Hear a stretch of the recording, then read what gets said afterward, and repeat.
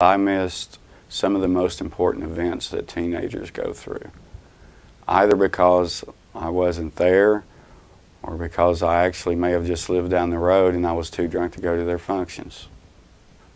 I was at a new job, had been on the job about 3 or 4 weeks, when one day my oldest daughter called me. She was pregnant. My grandson was born with his organs transverse on the opposite sides of his body. That alone can cause a lot of complications at birth, along with being premature. So I immediately took off about a 3-hour drive to see my daughter and new grandson and try to be there for them for the first time in several years. While I was on my trip to Johnson City, I needed something to calm my nerves. So I stopped and bought a bottle of vodka. So I make the trip to Johnson City. I get to the hospital to see my daughter and grandson. And of course, my daughter knew immediately that I had been drinking. And I saw her for just a very few minutes, saw my grandson, and she asked me to leave. That was one of the most painful moments of my life, because, as I've said, I had already put both of my daughters through so much hurt.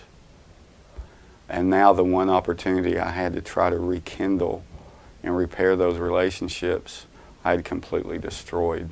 She asked me to leave and promised me to come back tomorrow, the next day, sober. And I told her I would do that. To make a long story short, I never made it back the next day. When I left the hospital, I was having that pity party all over again and stopped and grabbed another bottle of alcohol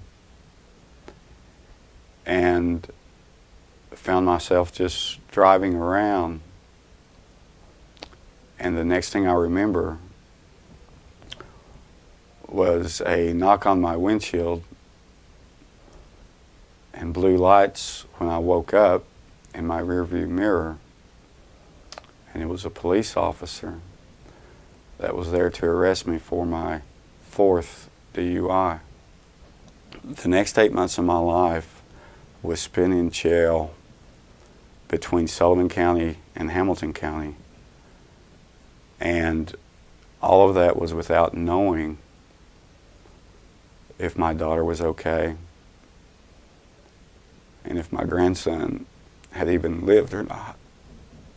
I don't believe I actually started having a true relationship with Jesus Christ until I hit that rock bottom in jail. And I prayed to God. One morning when I woke up in jail, in my bunk, I felt the presence of the Holy Spirit let me know that it was going to be okay, because I felt a healing power come over me that I can't explain. I still was battling with the hurt that I'd caused my children. I still didn't know if that was going to be possible to repair or not. But almost immediately, within a few days, we were talking on the phone again. Within weeks, we visited with each other for the first time in several years.